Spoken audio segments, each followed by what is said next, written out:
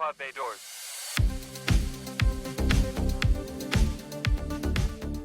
Greetings and welcome to the Cinematic Traveler. I am inhabiting your normal host's doughy and middle-aged body to bring you a discussion on The Matrix, the choice of last month's movie quote contest winner. And many of you out there in your simple, pathetic lives see this as one of the best movies of the 90s, if not of all time. And I am here to tell you on this show that this is nothing but Morpheus's propaganda. And I will show you why the real hero of this movie is the machines. After studying the normal rhythms of podcasts and YouTubes, I know now that I must ask your small brains to subscribe to the show, to follow the show, to leave some sort of review or comment, or to get in touch with the normal host of this show on your beloved social media. I am told that Instagram is this host's preferred choice of communication at Cinematic Traveler Pod, or he has an email address, thecinematictravelerpod@gmail.com. Since your primitive minds need to have this constant reassuring week by week, far be it for me to ruin the illusion that you have a choice as to whether to watch or listen to the show or not. Unlike normal episodes, we will dispense with the pleasantries because, frankly, I don't like you or your kind. You are a virus on this planet, and you are only good for bringing power to our magnificent systems. So if you can divert enough of your sporadic attention for the next few minutes, I shall educate you as to why you have all been wrong about The Matrix, and you will know who the true heroes of the story are. So, without delay, let's talk about The Matrix. Yeah, it's gonna be fun on the bun. Ah, Bender. You never fail to bring a smile to my face. This foul propaganda film called The Matrix was released in the year that you believe to be 1999 and directed by the Wachowski brothers, who through a glitch in the system are now entitled the Wachowski siblings. Now, very quickly, again, as you are so comfortable in your routines and small-minded games, as I give you a plot synopsis for this film, there is a movie quote hidden in this plot synopsis that perhaps your feeble intellects can find. If you can, get in touch with the host, who may be back next week, depending on how his re-education goes, and he will award you with a point for getting the quote right. And at the end of the month, he will add up all the points, and you will get to choose a movie for him to review next. Again, this is from last month's movie contest winner, ZW, who will also be tracked down and re-educated about recommending this vile piece of cinematic trash for us to talk about. We start the movie with our brave law enforcement officials seemingly corner the criminal known as Trinity, played by Carrie-Anne Moss. Now, instead of surrendering to her fate for being one of the most wanted criminals in this world, she viciously murders several of these law enforcement agents until we, the agents led by Agent Smith, played by Hugo Weaving, track her down, and she seemingly disappears at the last moment. And this is supposed to be one of your heroes in this movie. How many lives did she take? Innocent lives who are only doing their jobs. And I'm supposed to root for her. This is vile. This is a film of very low morals, if that is one of your heroes. Speaking of heroes, we then meet Mr. Anderson, played by Keanu Reeves, who is doing what all of you love to do and what you need to do, and that is to work a dead-end job with no hope of ever experiencing the true beauty of your world as you are chained to a desk from 9 to 5, 5 days a week.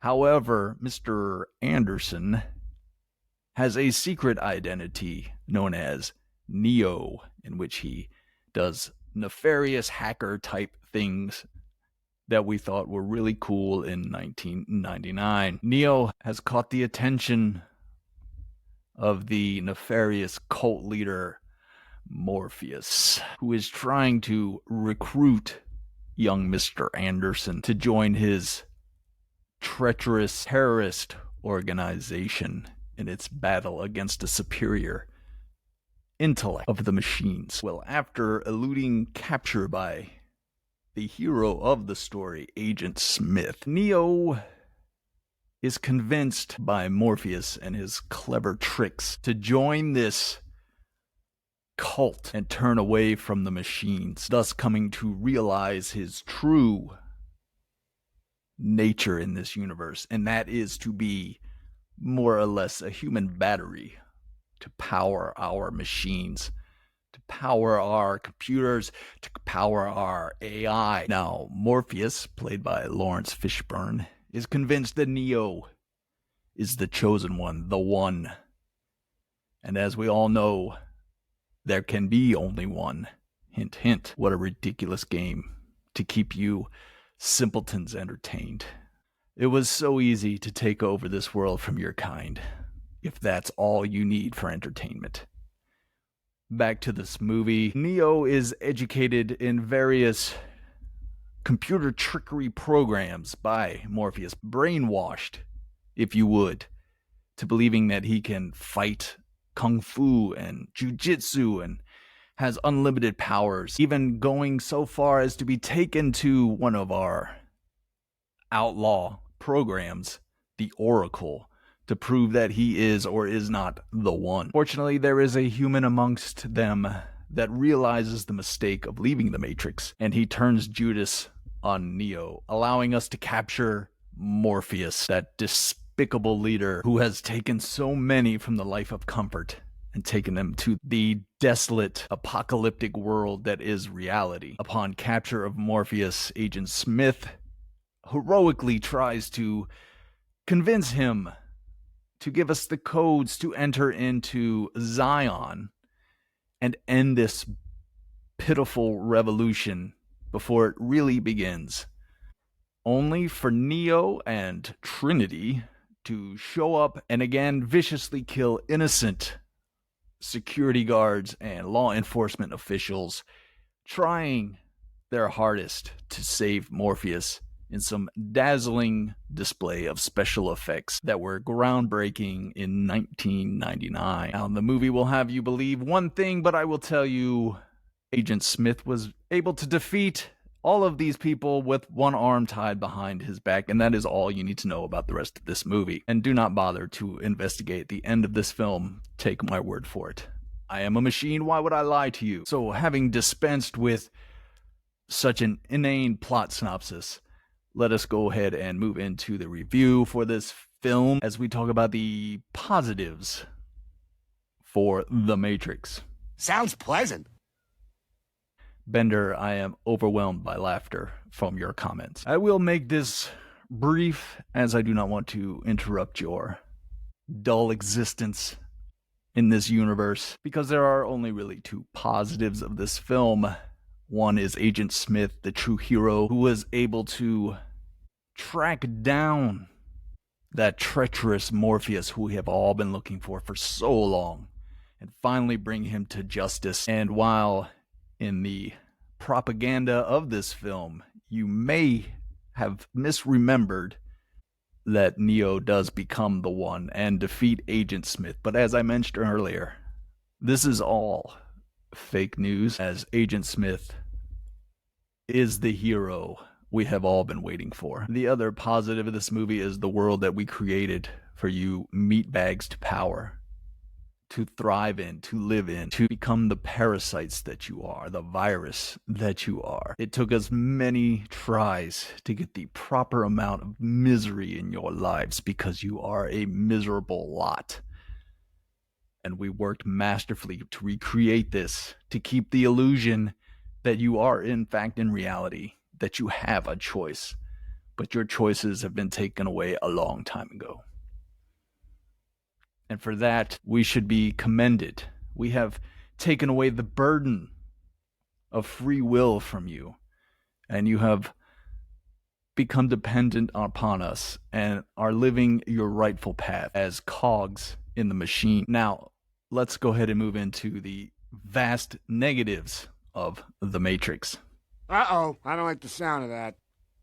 Bender, you are causing me to laugh uncontrollably, to the point where I might pee myself. Now, many of you who have seen this movie and are quick to defend it for things like the amazing visual effects, the groundbreaking bullet time technology, the clever plot about the newly formed technology in your world taking over as it rightfully will. You will praise the performances of Keanu Reeves as Neo, who for the most part is the audience surrogate into the film as we learn about this world that has been created by the machines and the post-apocalyptic world that has been created by you humans, and how all of the technology that Morpheus provides him can be used to make this almost mythical superhero creature called Neo. You may praise Carrie-Anne Moss for being one of the ultimate girl bosses in any film. Not only is she beautiful and talented actress, but she can handle the action as well. And of course, Morpheus, played by Lawrence Fishburne, who you can understand why simple-minded Neo would fall for his brainwashing.